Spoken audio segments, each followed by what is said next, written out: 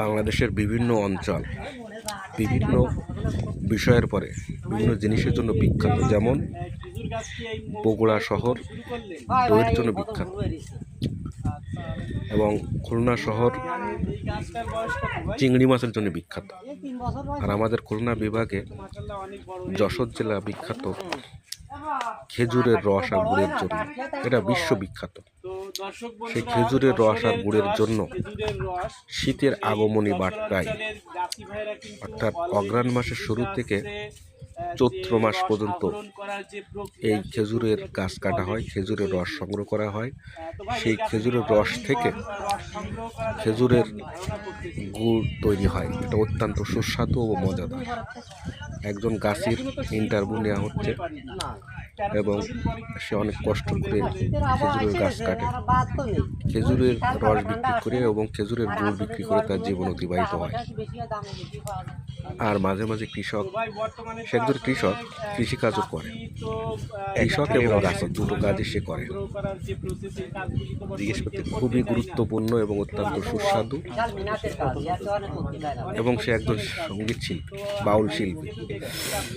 তার কণ্ঠে খুব সুন্দর গানও পাওয়া যায়।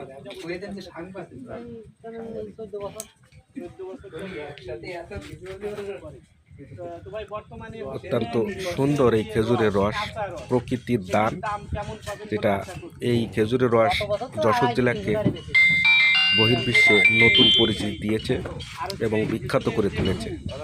আর এই খেজুরের গুড় খুবই সুস্বাদু, এটা প্রকৃতির এবং আল্লাহর অশেষ দান। আপনারা দেখতে পাচ্ছেন শীতের আগমনী বার্তায় পলাশ নামে একজন গাছি, সে একজন কৃষকও বটে, গাছ কেটে প্রস্তুত করছে। গাছ কাটার প্রায় 14-15 দিন পরে রস আসবে। সেই রস আগুনে জ্বালিয়ে গুড় প্রস্তুত করবে এবং গুড় বিক্রি করবে। একটা ঠিলা, যারে বলে গ্রাম বাংলায় ঠিলা, একটা ঠিলার দাম 300 টাকা রস। আর একটা ঠিলা গুড় যাতে ধরে 10 থেকে 12 কেজি, তার দাম প্রায় 600 টাকা 500 টাকা। প্রকৃত যে গুড় তার দাম 2000 টাকা, আর যেটা ভেজাল তার দাম 700-800, কারণ বাংলাদেশ এখন ভেজালে পরিণত হয়ে গেছে।